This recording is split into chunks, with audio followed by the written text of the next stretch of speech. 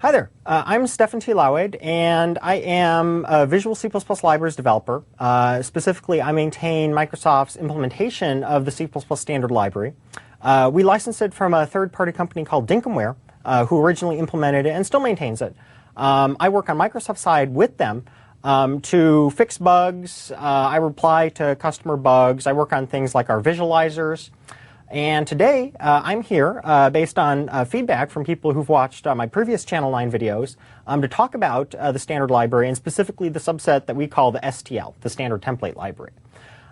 So C++ is a very advanced language, and one of the reasons why it has so much complexity is to permit the creation of very powerful and easy-to-use libraries. If you look at really every feature in the core language, which is the part of the language that you get when you don't include any headers, virtually every one of those features exists to permit some aspect of a library.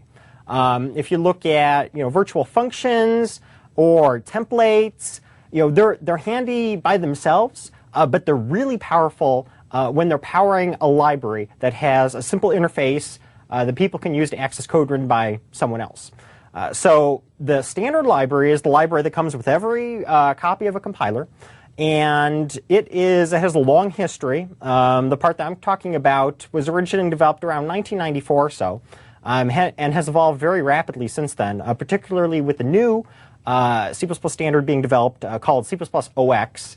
And there are other libraries that work well with it, open source libraries like Boost, things like that. But if you use a big library, learning it is almost like learning a sort of mini language. And many programmers use C++ all the time, but they haven't used the standard library and the STL extensively. It seems somewhat unfamiliar to them.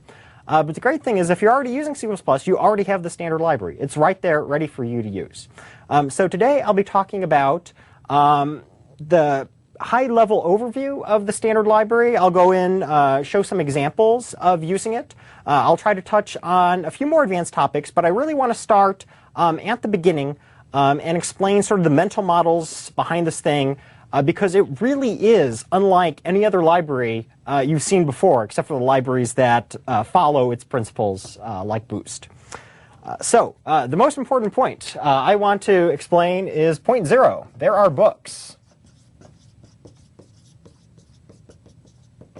Because the standard library has a very long history, many people have written books about it, and even in today's modern age where we Twitter and Facebook and chat on social networking to learn things, to learn something in depth, nothing really beats reading a book cover to cover as a tutorial and then going back and referring to it as a reference. So there's many C++ books. I can't possibly enumerate all of them. My favorites for the standard library are the C++ Standard Library, a tutorial and reference by Nikolai Jasudis, and Effective STL by Scott Myers. Jasudis' book is exactly what it says on the cover. It explains the STL, and in fact the whole standard library from scratch, whereas Effective STL is what I call a morality guide that assumes that you're familiar with using the STL at an intermediate level, but it explains traps and pitfalls, gotchas, ways to use it more effectively. And there's many other books that go into customizing the STL. Eventually there will be books about the C++ OX features. There's already a book about the TR1 extensions to the standard library. Many resources out there. So because there are books, I won't go into extreme detail about all the member functions of the containers I'm talking about. The standard library has over 100 algorithms. I won't mention every one by name. I think that what I can contribute is a high-level overview of what the STL's components are, why it's structured the way it is, and guidance, like what kind of container should you be using. The first time you use a library, you're sort of overwhelmed by all the different features that are available, the fact that you have to choose what to use. And the STL, because it is the main library for C++, offers incredible power, advanced power. But you have to learn how to navigate it. So I think explaining some of that will help you read books and understand them a little more effectively. The other point I wanted to make, point 1, is that the STL, the Standard Template Library, is a library, not a framework. So the difference is that a framework says, here is a huge chunk of code. You can write applications by writing a little bit of code and plugging it into it. Power the UI model or whatever it is. Whereas a library says, I'm a chunk of reusable code, but I expect you, the end user programmer, to use me, the library, in whatever application you're using. So a font library allows you to go read a font and process an outline. A networking library allows you to talk to the network, but it is very much a servant, and you are the master when it comes to writing code.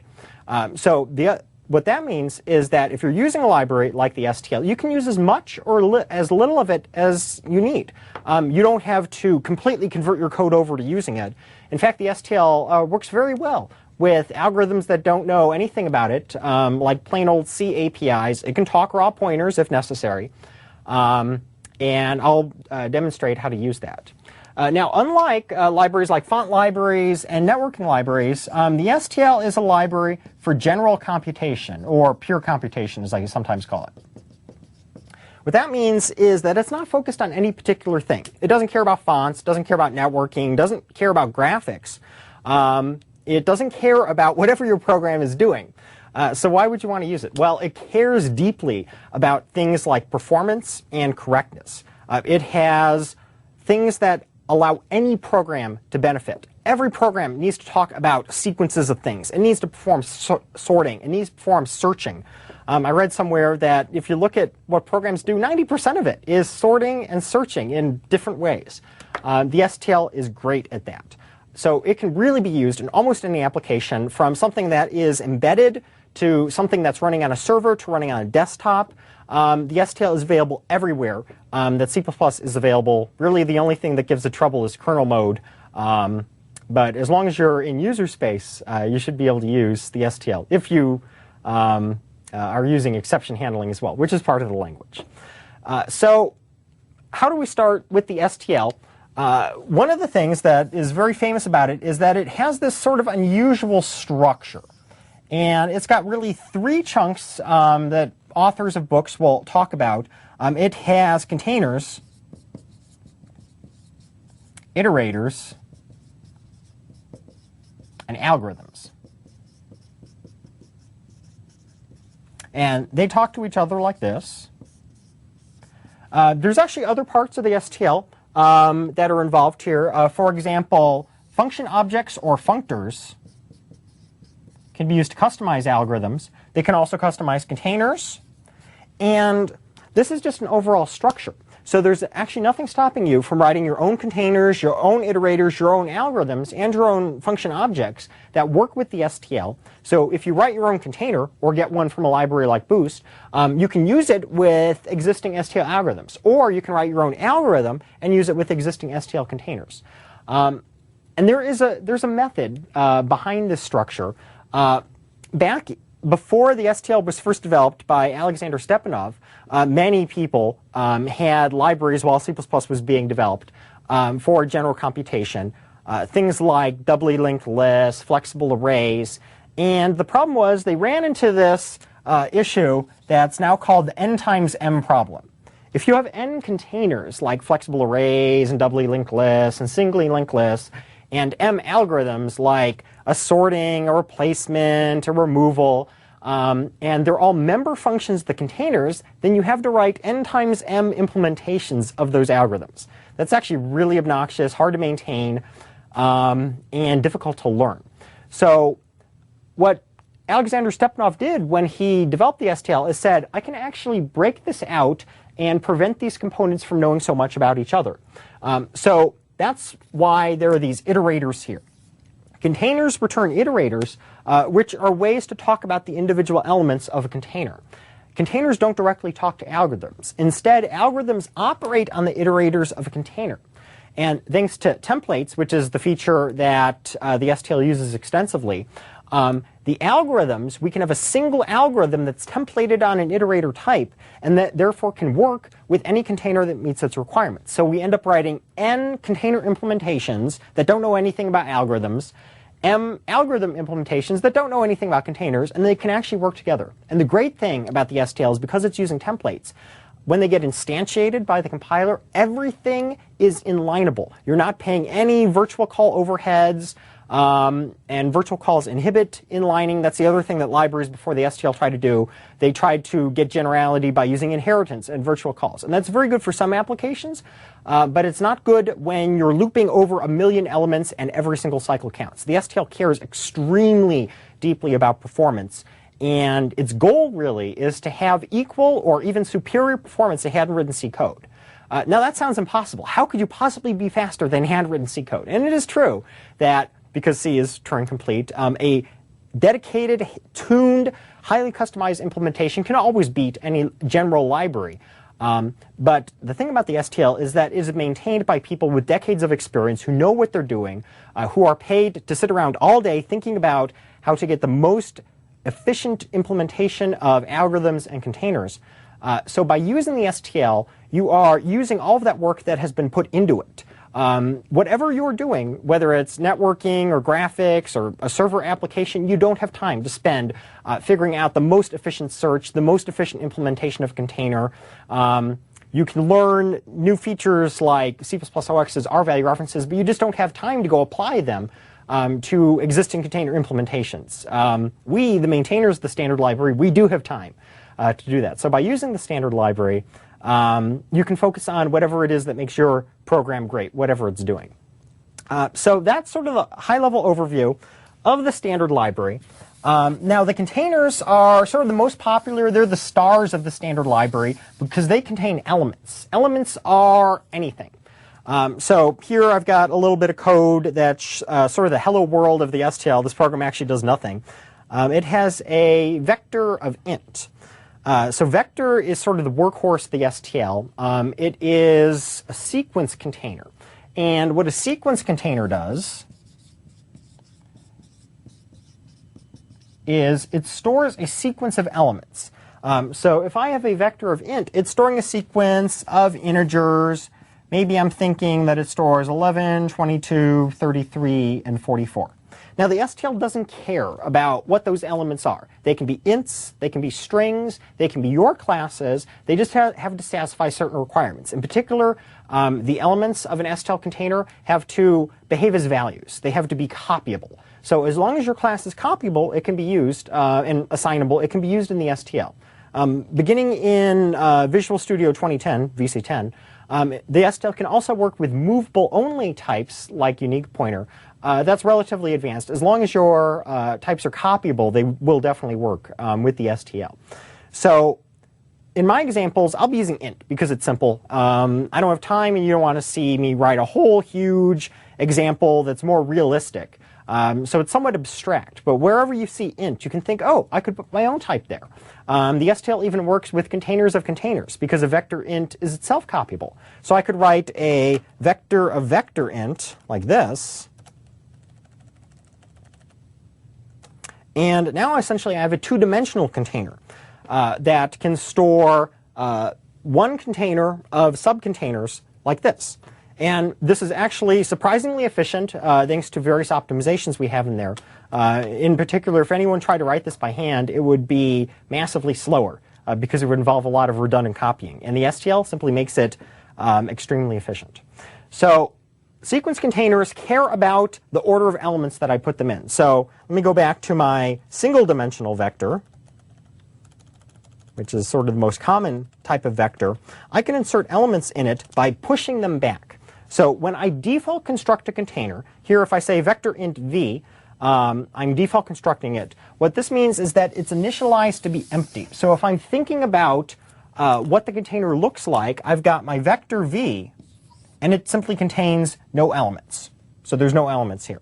Now, I'll be sketching out the representations of STL containers because it's always very useful to have a mental model of what the thing looks like. Now, of course, you shouldn't necessarily need to know all of the underlying implementation details. I'll be glossing over all of that. In fact, there's dangers to knowing too much about the implementation, because what if it changes? You should only assume what's guaranteed by the international standard for C++. But the way that a vector works, its implementation at a high level is really mandated by the standard. It's got to be a flexible array that's contiguous. that sort of thing. So I can start inserting more elements at the back of a vector by saying v pushback. Here I'm getting some IntelliSense that shows me what the signature is. I don't use IntelliSense, I'm just going to ignore that. And I can push back 11, and then a little more, v pushback 22, and so forth. So when I push back an 11, what that means is that my vector gains an element, 11. And then if I push back a 22, I get another element, so forth. Because it's a sequence container, it's storing the sequence that I push the elements in. Very often it matters what order things are in. Then I can run algorithms on this. I'm just simply showing the basics of the container. Now, the thing about the STL is it cares deeply about performance. Vector is a flexible array. And what that means is that its elements are actually contiguous. These are guaranteed to be packed together in memory as if you had a built-in C array, or if you newed up something with new bracket bracket. Processors love contiguous elements. If you look at their caching structure, they just love blasting through memory, incrementing whatever address it is. It's also space efficient, because you're not spending any extra dynamic memory allocations, that sort of thing. However, if you look at, say, a contiguous chunk of memory, maybe the vector is allocated space for 3 elements. Well, what happens if I go and push back a 44? I need a new memory block. So vector will reallocate. So say the vectors has space for 3 elements. I push back another. What will happen is we'll reallocate more elements, copy the existing ones over, and then insert the new element that you just pushed back, say the 44, and then it will get rid of the old memory block. I'm not showing exactly how many elements the vector has allocated here, because it varies from implementation to implementation. The key thing about this is, because vector cares about performance, what it does is exponential or geometric reallocation. So if you start off by storing n elements and it has to reallocate, what the vector will do is it will store n times some factor k. The factor k has to be greater than 1. In our implementation, Visual Studio's implementation, we currently use a factor of 1.5, which we think balances various performance trade-offs. Other implementations use the factor k equals 2, so the vector's capacity will constantly double. Other factors k are possible, but 1.5 and 2 are the most common. Now, what this does is it provides a very important performance guarantee, and that's when I push back a new element. So if I have a vector of some huge number of elements, 100,000, a million, the STL has no problem with that, and I push back a single element, what the STL guarantees is that the time that it takes to push back that single element is amortized constant time. This is a term from computer science theory. If you haven't heard of it, what amortized constant time means is that any individual pushback may trigger this reallocation, and when I have to go copy all of the existing elements, that will take linear time, linear in the number of elements that I have to go copy. But because reallocation happens so infrequently, if you do all the math, for any individual pushback, it takes an average of constant time. This is extremely good for performance. Now, if you look at handwritten containers, unfortunately I've seen many in code that really should be using the standard library. One popular thing to do is to reallocate some fixed number. For some reason, programmers like to choose k equals 10. Oh, I'll just reallocate 10 more elements. That seems like a good chunk.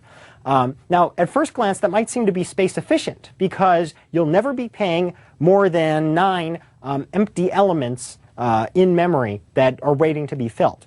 Unfortunately, if you do the math, as you're pushing back elements, and if you're reallocating a constant number more, what will happen is that the time to push back n elements actually takes time proportional to the square of the elements that you push back. So if you push back 1,000 elements, the time to take that would be proportional to 1,000 squared. That blows up, in terms of time, horribly. Quadratic performance is really a killer. If it's unavoidable, then so be it. But for most applications, you really want linear performance or better, or n log n. The STL guarantees that you will not get quadratic performance. Instead, if you're calling pushback, you'll get linear time performance, and this factor will go away. So that's just one of the many ways that the STL helps, just sort of behind the scenes. If you're looking at the use of a vector, vector in V, V pushback, you don't see any of that. The vector is performing the dynamic reallocation for you. The other thing about the STL is because its containers are flexible, this prevents security problems and correctness problems like buffer overflows. Every STL container knows its own size, so I can ask the vector, hey, what's your size after this? I can print v size, and it will know its own size. I can execute this. Build succeeded. And if I look at the program, it has printed out that the size is 2. Actually, that's a very small font, but that's saying 2.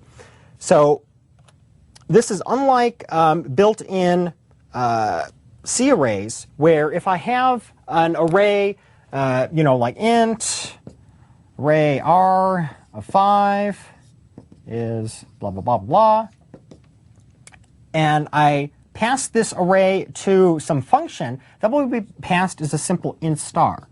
A pointer to a bunch of ints doesn't know how big it is, so you constantly have to be passing the array size around.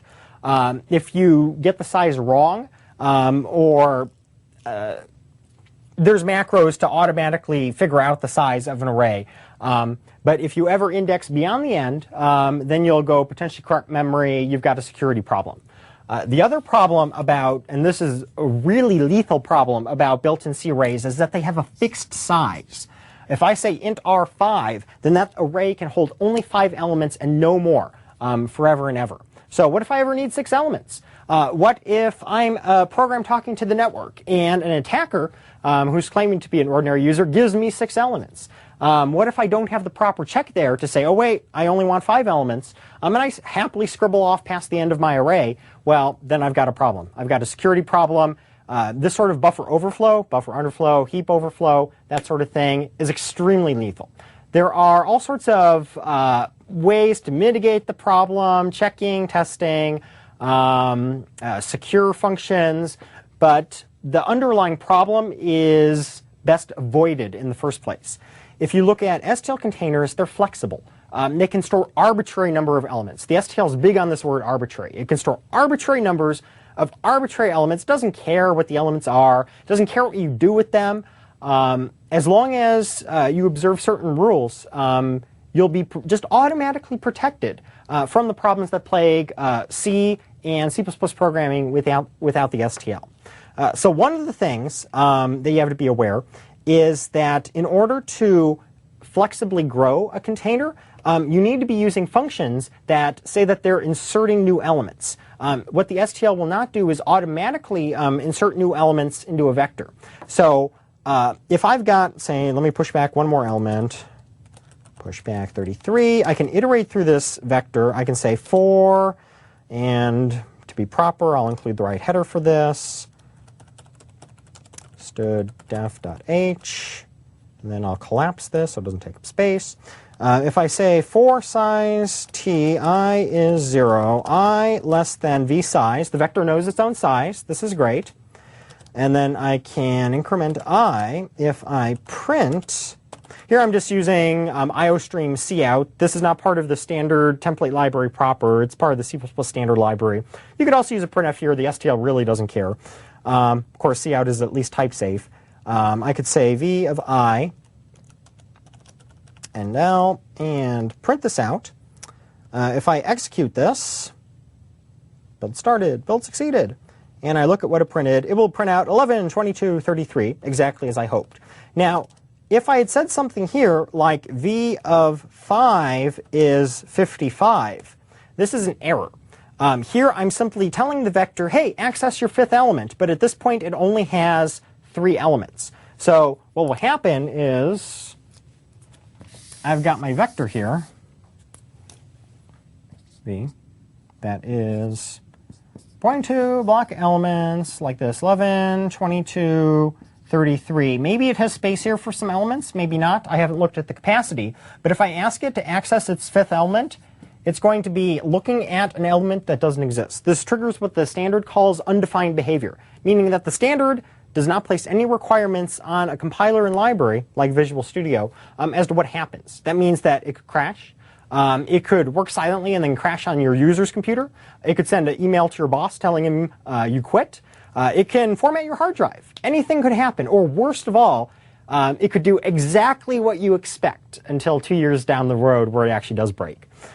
So you should not trigger undefined behavior. Now, with Visual Studio's implementation, when you compile in debug mode, we have checks beginning in 2005 and above, and enhanced in every version since then, that will detect common cases of misusing the STL and will pop up handy assert dialogues.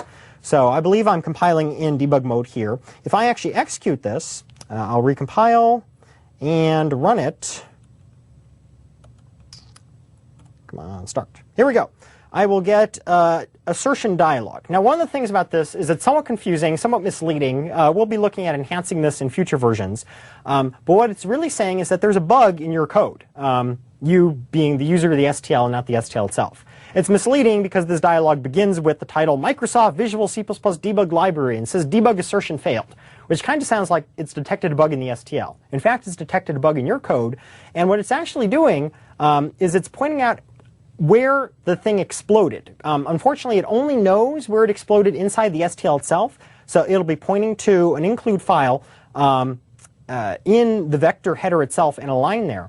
But if you look at what that line is doing, and if you look at the expression that's going on here, it says expression, vector subscript out of range. This is fantastic. This tells me exactly what's wrong with my program. I used a subscript of a vector, and it was out of the range of the vector. Because this vector only has 3 elements, I can only use indices 0, 1, and 2.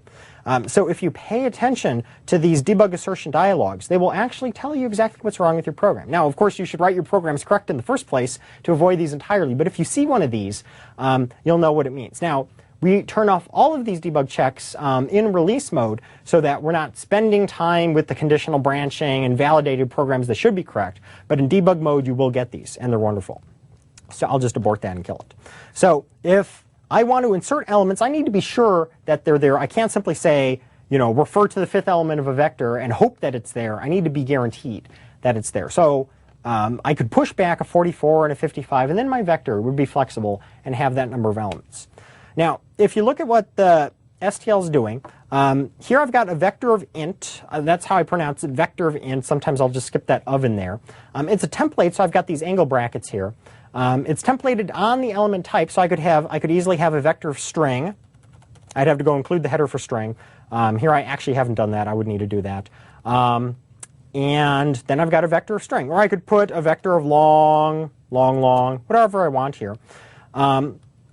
So because it's templated on its element type, whenever it's instantiated, it just automatically knows how to insert elements of that type. It's also using operator overloading. If you look at vector, it's a class type.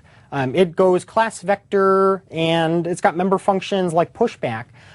It's overloading operators in order to imitate a C array. So when I say the bracket 5 bracket, that's calling operator bracket bracket, which is a member function of vector that goes and finds the nth element and returns a reference to you. So because the vector is using operator overloading, it's just more natural to use. You know how to use C arrays, so you know how to use a vector. You do need to learn things like pushback and the fact that it's reallocating, but its ordinary usage looks very much like a C array. Now, the STL doesn't try to imitate built-in arrays too extensively. It goes so far and then no further.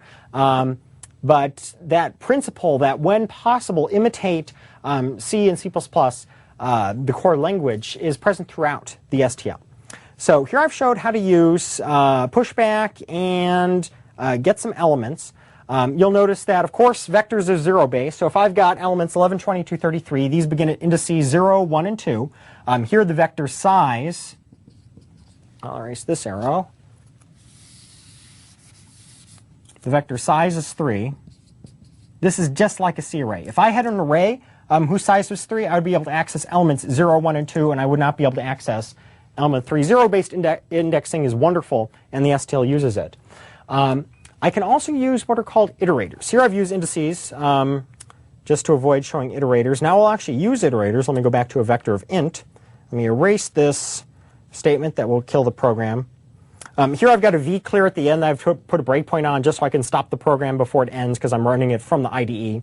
You can ignore that. So if I want to use iterators, what's an iterator? Well, I've got my vector here. If I get an iterator I can have that iterator point to an element of the vector, like 22. So here I could say, delete this, I could say vector int, and I need to get its nested type iterator, I, and I'm going to get an iterator to this element here, and I can do that by saying vBegin plus 1. And then I can print out whatever the element is. This is highly unrealistic. I would have no reason to do this in an actual program. Get an iterator to a single element and then print it out.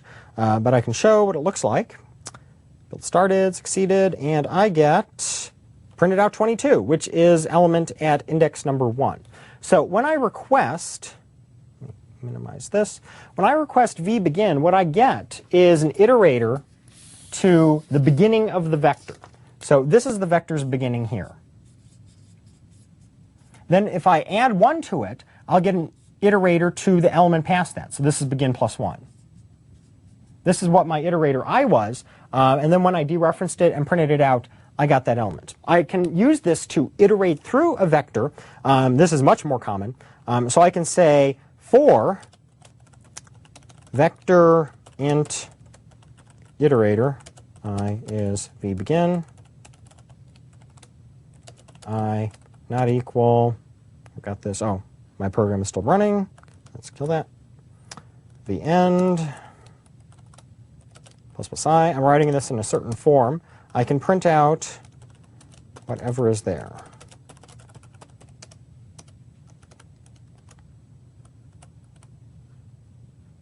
And compile, run, and now I've printed out every element of the vector. So what this is doing is, kill it again, it's getting an iterator to the beginning of the vector and printing out that element, stepping it forward, printing out that element, and so forth. And then when it hits the end, it stops. So this is one of the things that initially confuses programmers when they first start using the STL. And that's that the end iterator, I'll just erase this begin plus 1 here, points to 1 past the end. So if I get a iterator to the end of the vector, if I call v.end, and I try to look at the element that's there, that's invalid. I'll crash the program with one of those debug assertion dialogues in debug mode. And this is what's called inclusive-exclusive ranges. The way that I write this down is if I have 2 iterators, x and y, the range of elements that I refer to, I write that like this, x, y, and then a parenthesis. So the square bracket here means inclusive. I include the element that the first iterator is pointing to, and the parenthesis here means exclusive. I'm not including the element at the end. So the range begin, end, like this, begin, when I write this down, this is not C++, it's just a notation you'll see in books, refers to all the elements of the vector, but not including this location at the end that does not actually contain an element. So this seems confusing. People will say, you know, why isn't it inclusive? How come it doesn't include the element at the end? Well, there's a lot of reasons for that.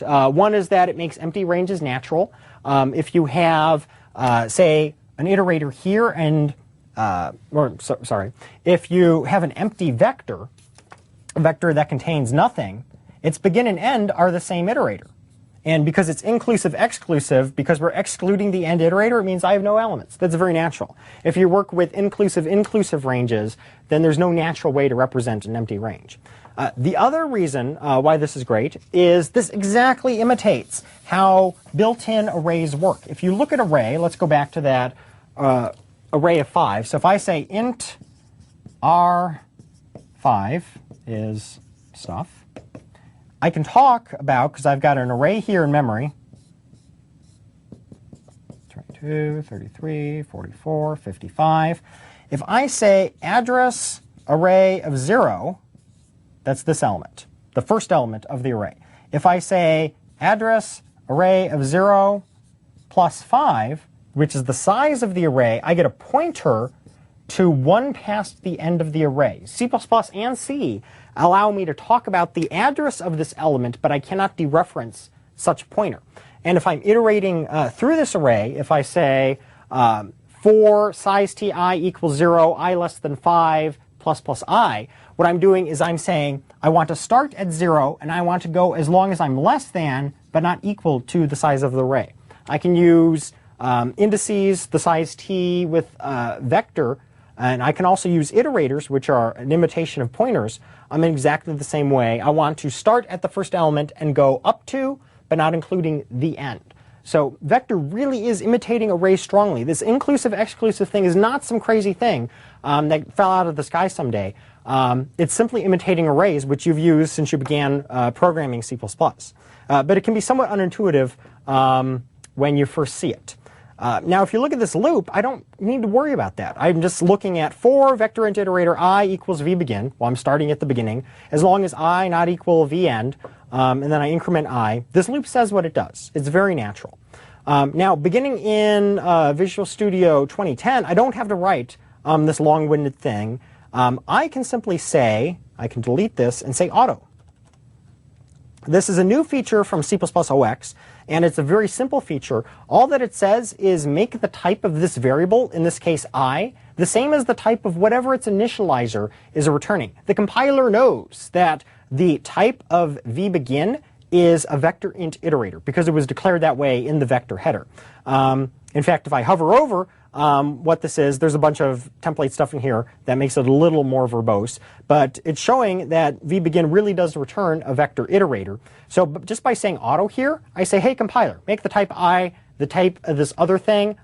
You know what that other thing is. I don't need to go write it out. So you can see this loop is much shorter, and it's easier to write. So that's one of the ways that C++ OX makes this sort of thing more convenient. So that's iterating over elements, begin, end.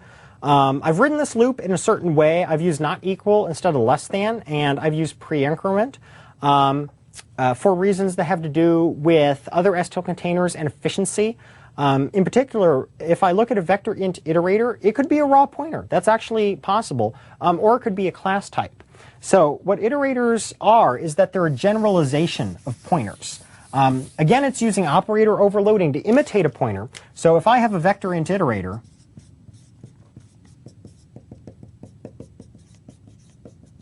like this, some iterator I, and I've got a vector somewhere, I don't know what it is. This iterator points to a particular element of that vector. It can be dereferenced, it can be incremented, it can be decremented, I can add some index to it. I can even use brackets like I can with a pointer to get a relative index, exactly what I can do with a pointer. Iterators are a generalization of pointers, and this is how the STL breaks that dependency between containers and algorithms by saying, okay, every container is going to come with its own iterator. Vectors have vector iterators that act like pointers. Lists have list iterators that act like pointers with restricted abilities. So if I use a std list, std is how I pronounce the standard namespace, what it is it's a doubly linked list. Every programmer has seen one of these before. And if I get a list iterator, it'll point to an element. Now if I want to go to the next element, if I was using a handwritten C container, I would need to say something like p equals p arrow next, or p equals p arrow prev to get to the previous element. That's how to get to the next element. Whereas if I have a raw pointer, what I do is I say, plus p to get to the next element. If you look at what STL iterators do, is they abstract away the different implementations of containers, and if you have an iterator getting to the next element, is as simple as following the model for a pointer and simply saying ++i. So if I have a std list iterator and I say ++i, this is an overloaded operator call. What it's doing is it's calling this member function. It's a totally normal member function called operator ++. It just has a kind of funny name, and the core language has a way to call it in a more convenient way. And what that does is internally, this std list iterator contains a pointer, and it's simply going to say p equals p arrow next, whatever the name of this internal next data member is. It's not actually called lowercase next like that. So if I have a std list here, I would be able to use the same loop. I would just need to rename v to l, and I would be able to loop over every element of my doubly linked list in the exact same way that I would loop over a vector or a built-in array. This is enormously powerful. It allows you and algorithms to ignore the actual implementation of a container and even its structure and only focus on what it cares about, which is getting to the next element, getting to the previous element, that sort of thing. So I mentioned algorithms. So let's take a look at one of those. I can include the algorithm header like this. STL headers have no extensions. One of their historical things, there was a debate about what extension to give the new headers when the STL was added. They couldn't come to an agreement, so they said, hey, why don't we just get rid of the extension at all? We don't need it. So that's why STL headers have no extensions. So if I include the algorithm header, now I can use algorithms from the standard library. So say I've got a vector, and I'm going to push back some random numbers into it. Say I'm going to push back a 55, a 33, a 22, 44, and then an 11. Oh, I got some autocomplete there. That was nice. And then I can loop through my vector and print out every element. We've seen this before. What if I want to sort this vector? Well, the algorithm header has a function for that, and it's called sort. It's stood sort, but I have said using namespace standard. That's the other thing that will often trip up programmers who are very new to using the standard library. All of its components are put into a namespace called STD, the standard namespace, in order to not conflict with other namespaces. This prevents the old C trick of having to decorate your function names with the name of the library and then an underscore and then the actual name of the function or class or whatever it is. The standard library doesn't need to resort to that because it has namespaces. And in source files, if you simply use what's called a using directive, using namespace stood, then you can refer to elements of the standard library without saying, here's what you would have to say without that. You'd have to say std : all the time. Now, it's very evil to put using directives in headers because that will go pollute whoever's including that header. So in headers, you'll have to see std : vector all over the place. But in a source file, it's totally okay to use a using directive. That's what I've done here because it's a pain to type all the time. So if I call sort, and I have included the algorithm header, I can say I want to sort all of this vector. So I say sort vbegin vend. And I can compile this, run it, even though I push back 55, 33, 22, 44, and 11, when I'm done, the vector's printed out in sorted order. Here you can see one of the things that I've actually worked on, because I put a breakpoint before the program exited. If you look at the locals or the watch window, and this would be in Visual Studio 2005 or higher, which I hope you're using, because this has been the latest feature for the last 5 years. If I look at the vector in the local or watch window, I can see that this vector, v, I'll move this over, which is of type, this font may be a little hard to read, stood vector int, the vector is displayed as having 5 elements, whose values are 11, 22, 33, 44, and 55. Even though the vector contains a bunch of raw pointers and it's doing a lot of pointer arithmetic, this visualizer in the IDE shows you conceptually what the vector is. It's got 5 elements. Here are their values. You don't need to worry about that. They're stored with pointers and all that sort of thing. So I could look at that without looking at the output of the program. So what sort is it's a function template that's templated on iterators. It can sort STL containers that, as long as they're random access iterators, and vector is a random access container because I can access the nth element of it. Stood list is not. Because it's a doubly linked list, I can't ask a stood list, hey, give me your 5th element in constant time. It doesn't know where the 5th element is. It would need to follow these pointer links to get to the 5th element. So if I try to call sort with a list iterator, what will happen is I will get a horrible template error. This is maybe the most major weakness of the STL, and currently it's unavoidable. The fact that when it explodes at compile time, you'll get exhaustive errors that can be dozens, sometimes even hundreds of lines long that refer to details of the standard namespace, the implementation stuff that you don't need to know about. And this is because when this sort template is instantiated, it is going to refer to, you can imagine that somewhere in the implementation of sort, there's the expression, I've got some iterator and I need to go access the nth element. So you could see I plus n and this is being stored somewhere. maybe it's I minus n, that sort of thing. This expression is not valid for stood list iterator, but the compiler doesn't know that until it actually goes and instantiates the guts of sort. So when it explodes at compile time, the error will be somewhat hard to understand. As you get more experience with the STL, you can learn to interpret those template errors pretty rapidly. It never hurts to go ask the most experienced developer on your team, hey, what's going on with this error? But if you are the most experienced developer on your team with the STL, and you haven't seen these sorts of errors before, it can be a little intimidating at first.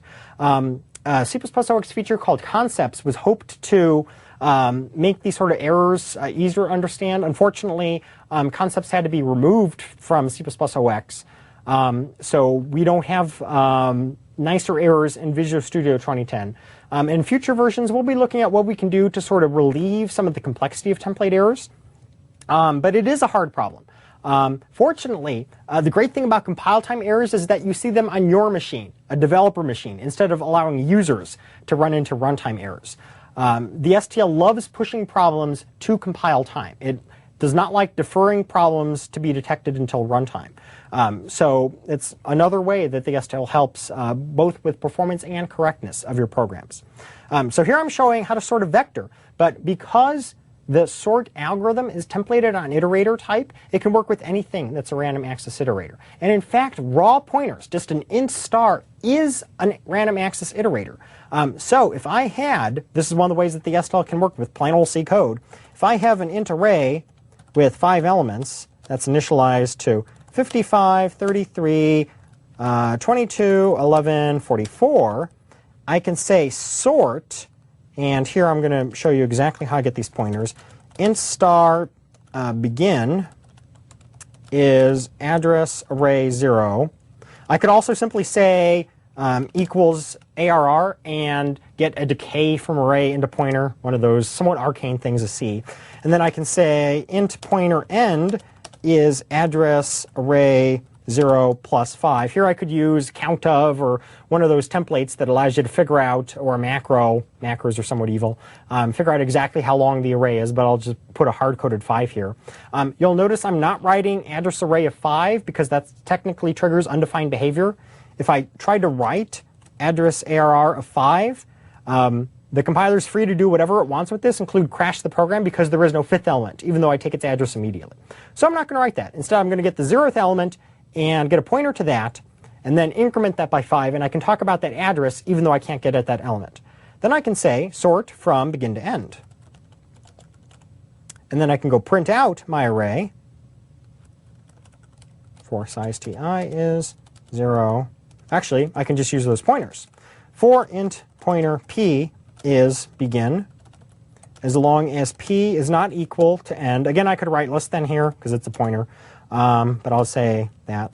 And I can increment p and then see how difference be. You'll notice that when I change this loop to work on a raw array instead of a pointer, I didn't really have to modify it that much. In fact, I could have even said auto here, and it wouldn't have changed at all, except for the fact that I said begin and end here instead of v.begin and v.end. So if I actually execute this, save, oh, there's no more vector. I'll put a statement here so I can break. R of 0 is 0. Breakpoint. Goodbye breakpoint. Save, execute. And build succeeded. If I look at what this did, I'm now sorting a built-in C array with the standard sort function, and it printed out the sorted elements, 11, 22, 33, 44, 55. And if I went and looked at the locals window, I would see that, yes, I can even see that in the debugger. So the standard sort algorithm doesn't know, and this is the Orwellian way to put it would be ignorance is strength. Stood sort is ignorant of what iterators it's working on. They could be raw pointers, they could be vector iterators, they could be deck iterators, they could be any random access container. It doesn't care what elements it's sorting. This could be a vector of int, it could be a vector of string, it could be a vector of vectors, a vector of your own class types, your own structs, whatever you like. And in fact, it doesn't even care how you're going to sort it. And so this is the way I had previously scribbled that function objects can be used to customize the behavior of the STL. So if I've got my vector, let's use a vector of string. This can be fun. So I'm going to go include the string header. It's always important to include exactly the headers that you need and to never depend on one STL header dragging in another. The standard says that they can include each other in unspecified ways, and we implementers can and will change the ways that the headers include each other. So if you just assume that the IOStream and OStream headers drag in std string, you will eventually be broken as we update the compiler and libraries. So in order to be able to seamlessly upgrade, it's very important to be able to include the headers that you actually need, rather than just assuming that they'll get dragged in. So if I have a vector of string v, I can push back a bunch of strings. I'll just push back a few. Push back cat, and then v, push back antelope, I want a long string, v, push back puppy, and v, push back, let's see, elephant. There we go. I can then sort, actually this is the same length. Let's try, what's a 4-letter animal? Dog. No, dog's too big. Bear. There we go. Thank you, Charles. Okay, so if I sort my vector, v.begin, paren, v.end, paren, I can then print out the element for auto I is v.begin. Now in C++OX, there is a new for loop that will allow me to write something even shorter here, but it's not yet implemented in Visual Studio 2010. There's a non-standard extension that I'm not showing here because it has gotchas. It's really good to either use this for loop or use the standard for each algorithm, which are both perfectly efficient. I can print out that ith element. So if I sort strings, by default, when I compare strings, they're compared lexicographically, which is a fancy way of saying that they're compared in dictionary order. So strings that begin with letters like A will be sorted before strings that begin with letters like C. So if I sort this, stop. Let me compile it from scratch. Why am I getting a build error? Oh, because I've got this array down here. Oops. Nuke. And goodbye vclear. Put a breakpoint here. Okay. Compile. So if I look at the output of this sorted vector, they'll have been sorted in dictionary order. So I get antelope, bear, cat, puppy. A comes before B, comes before C, comes before P. But what if I decide that I actually want to sort it in reverse order? Well, I can use a standard library function object, which lives in the header functional. Include functional. And I can tell sort, okay, you're sorting a vector of string. I actually want you to sort it the other way around. So if I say greater string, this is a type. It's a struct that has been templated on an element type, and I want to construct I want to default construct a temporary of that type. So if I put some parentheses there, I just get an object of that type. I could go give it a name, but the usual practice is to just make it temporary. I can then customize how that sort works. So if I execute this, what will happen is that I will get this vector of string in reverse order. And I get printed out puppy, cat, bear, antelope. Now the antelope, which starts with A, is being sorted at the bottom. So the way that sort works is that, say I'm sorting a vector of int. What's happening is that by default it uses the less than comparator. So if I have a bunch of ints, 11 is less than 22, is less than 33, and so forth. Of course, if there's equal elements here, they'll all be packed together. So if I have duplicates, I will get 22, 33, and so forth. So if I use greater, what that is doing, it's reversing the sense of the sort. Now the biggest element will come first. For a string, by default, biggest means the one that occurs last in the dictionary. But I'm not restricted to just using the function objects that the standard library gives me. I can use my own function objects. And in Visual Studio 2010, there's a new C++OX feature called lambda expressions that allows you to define unnamed function objects very easily.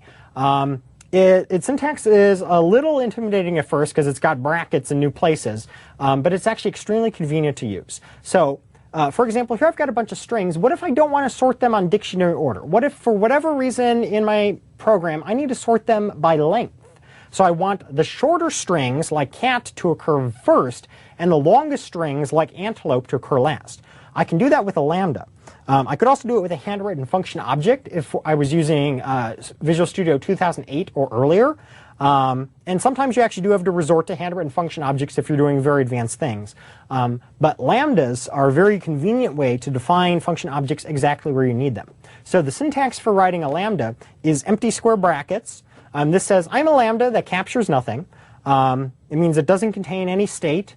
And then it will take, because it's a function object, two strings, so it's going to take a const string reference left and a const string reference right. Of course, I want to take these strings by const reference because I don't want to go copy them.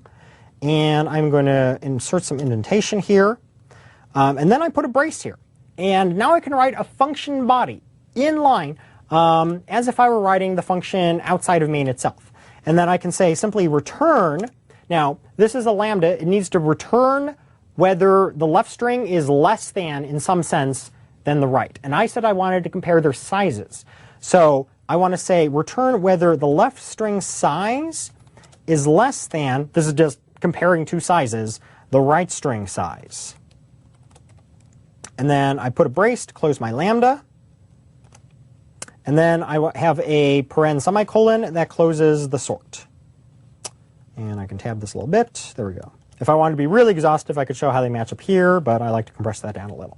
So now, this function object here is saying when you compare two strings, a string on the left and a string on the right, I want you to use this comparing their size instead. So by providing a function object to the STL, it doesn't care what container it's sorting, as long as it's random access. It doesn't care what element it is, could be int string. It doesn't even care how it's being sorted. It just needs some way to compare two elements.